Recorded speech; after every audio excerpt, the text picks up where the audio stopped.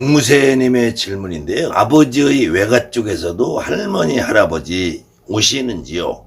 최근에 두 분 호명을 했는데 이렇게 댓글을 달아주셨는데요. 이게 상당히 간단한 것 같은데 아주 어려운 부분이 속해 있어요. 이게 무슨 말이냐면 여러분에게 무당, 지금 여러분에게 아니면 무당약이 되기 전에 계신 분, 또 지금 현재 무당이 되신 분, 이 조상님이 오시는 실리는 느낌이 있어요. 실리는 느낌. 사실은 조상님이 오시는 게 아니라 와 계신 분이 나오는 거야. 잘 보세요. 조상님이 실리는 느낌이라는 거지. 실리는 느낌. 실리는 느낌이 저 외부에서 오셔서 실리는 느낌보다는 지금 내 안에 계신 분이 나오는 느낌이란 말이야. 그 내 안에 와 계시기 때문에, 와 계시기 때문에 우리가 직위와 감정을 느낀단 말이에요. 이때 이 직이라는 것은 작게는 하품에서, 크게는 구역질, 그 다음에는 더 구체적으로는 고통이 느껴진단 말이에요. 이 고통이라는 것은 이 돌아가시는 분이 자연사, 연세가 많으셔서 돌아가시는 분도 결국은 우리가 호흡정지라는, 호흡정지, 심장정지, 심정지, 그 다음에 뇌사라는 과정을 겪으면서 돌아가세요. 정확하게 진단명으로는 호흡이 정지가 돼서 심정지가 와야지 사망진단을 내립니다. 뇌사가 됐는데 심장이 살아있으면 사망진단을 내리지 않아요. 심장이 정지돼야지 사망진단을 내려요. 그러면은 심장이 정지되고 호흡이 정지됐을 때도 고통이 있단 말이에요. 그 다음에 질병으로 돌아가셔도 그 고통이 있고, 또 사고로 돌아가셔서 자살이냐 타살이냐, 타살이라는 것을 반드시 뭐 강도나 살인자 이런다 이제 죽는 것만 타살이 아니라 과거에는 전쟁통에서 적굴에 총을 맞아 죽는 것도 타살이에요. 어떤 경우는 이번에 이태원에서 압살을 당한 경우에도 또 자기 의지와 상관없이 다른 사람들이 압사당한 거니까, 여러 사람에게 짓눌려서 압사당한 거니까 일종의 타살이에요.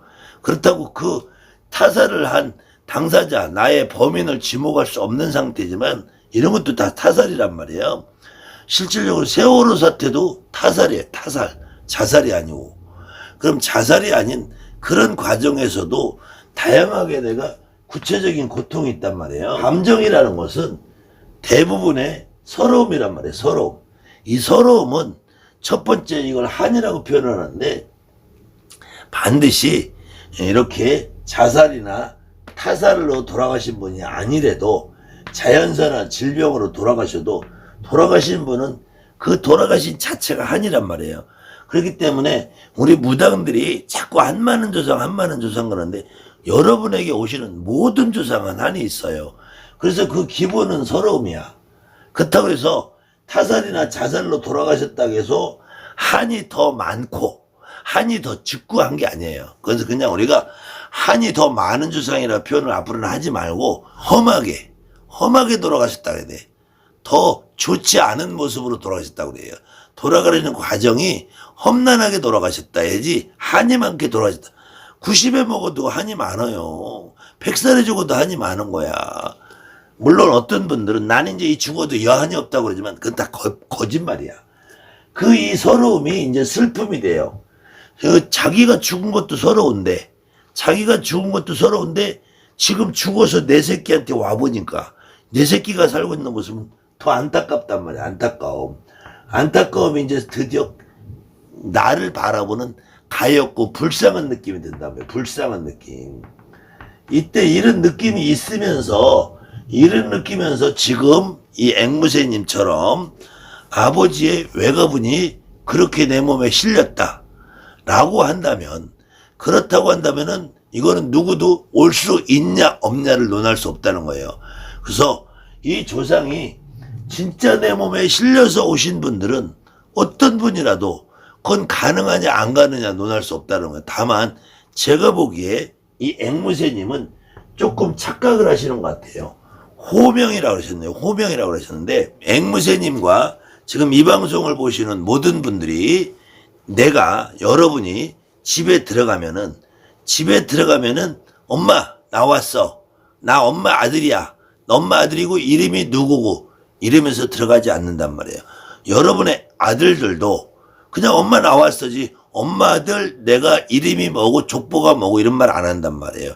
그런데 더군다나 지금 앵무새님한테 아버지의 할아버지 할머니가 오셨다고 한다면 아버지의 외가 쪽에서 더군다나 아버지의 외가 쪽에서 할아버지 할머니가 오셨다고 한다면은 아버지한테 할아버지 할머니가 되시는 건지 아버지의 외가 쪽에 오셨는데 아버지의 외가 쪽에서 오셨는데 나한테 할아버지 할머니라고 느낌이 들었는지 앵무새님이 이거 정확하게 구분해 보셔야 돼요. 자, 나한테 아버지가 있고 엄마가 있을 거죠, 분명히.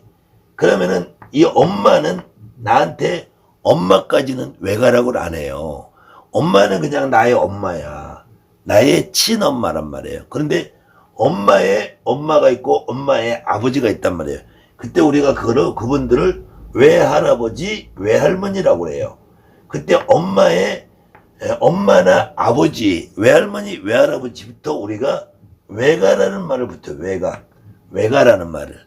그러면은 아버지의 외가에 할아버지 할머니라면은 지금 앵무새님한테는 내 친할머니라면 내 친할머니는 외가라는 말을 안 붙이겠죠. 그럼 아버지의 엄마의 엄마라면은 지금 아버지한테 외가로 할아버지 할머니라는 얘기고 지금 이 앵무새님한테는 내 친가의 외증주 할머니 할아버지라는 얘기예요. 그러면은 지금 앵무새님이 말씀하시는 외가로 아버지의 할머니 할아버지가 지금 앵무새님한테는 내 친할머니의 엄마 아버지니까 나한테는 친외증조라고 표현을 하는 거예요. 친외증조. 그냥 아버지의 외가로 할머니 할아버지는 나한테는 친외증조인데 실질적으로 지금 아버지도 엄마까지는 알고 아버지가 외할머니 아버지한테 외할머니 외할아버지는 아버지는 기억이 날 수도 있고 아버지는 보셨을 수 있어요. 근데 앵무새님은 이분하고는 전혀 관계가 없단 말이에요. 그래서 지금 이 경우는 앵무새님이 아버지의 외가로 할머니 할아버지가 오신 거라고 보기보다는 이 앵무새님의 할머니 할아버지를 착각을 하지 않으셨나. 또다시 앵무새님의 할아버지의 엄마 아버지 앵무새님의 증조 할아버지 할머니를 착각한 건 아닌가. 그래서 이렇게 호명을 먼저 했다는 것은 이때 앵무새님이 호명을 하는 과정에서 이런 과정을 겪고 이렇게 내 몸에 직접 실리는 느낌이 있는 상태에서 그 어른들께서 직접 내가 너의 외가로 너의 아버지의 할머니 외가 할아버지 할머니다 라고 하셨다면 그거는 틀림없는 거겠죠. 그런데 그런 호명하는 과정이 나한테 그냥 누군가 오신 것 같아, 누군가 실린 것 같아 정도 상태에서 내가 머릿속으로 그럼 이분이 누군가 라고 했을 때 아버지의 외할아버지 외할머니인가 보다 라고 하셨다면 이거는 앵무새님이 좀 착각하신 게 아닐까. 그래서 우리 무속인들이 여러분들 선생님이 주로 하는 것이 찾아봐라, 물어봐라 라고 하는데 그렇게 했을 경우는 잘못되는 경우가 많이 있다는 거예요. 그래서 특히 족보나 촌수, 친간지 외간지 그 관계, 나한테 사촌인지 육촌인지 아버지의 할아버지인지 할아버지의 외할아버지인지 증조할아버지인지 나의 엄마의 엄마인지 엄마의 시어머니인지 엄마의 시어머니를 엄마의 엄마고 엄마의 시할머니를 엄마의 외할머니의 할머니로 증조할머니라고 착각하는 경우가 많이 있다는 거예요. 그래서 여러분들이 이런 경우는 가급적이면은 족보를 할머니 할아버지가 호명을 하는 과정을 자꾸 겪지 마시고 호명을 하다 보면은 내가 만들어낼 수가 있다. 그래서 여러분들이 혼자서 기도할 때에는 이분이 족보가 뭔지 자꾸 궁금해하고 여러분들이 누구세요 누구세요라고 물어보는 과정에서 진짜 할아버지를 다른 할아버지 할머니로 갖다 붙이는 경우가 비일비재하더라. 그래서 굉장히 위험한 상태이기 때문에 여러분들이 호명하는 이렇게 신을 합의받으려고 자꾸 노력을 하다 보면은 나는 분명히 친가의 증조 할아버지인데 아버지의 외가의 증조 할머니 할아버지 나한테는 증조 할아버지 할머니를 그렇게 착각할 수 있고 엄마의 시어머니 시할머니를 엄마의 엄마로 착각하는 경우들이 많이 있다. 그래서 친외 쪽으로는 이렇게 외가에서도 친가 줄을 타고 오는 거고 친가에서도 친가의 줄을 타고 오는 것이지 친가에서도 외가로 조상님이 오시지는 않는다.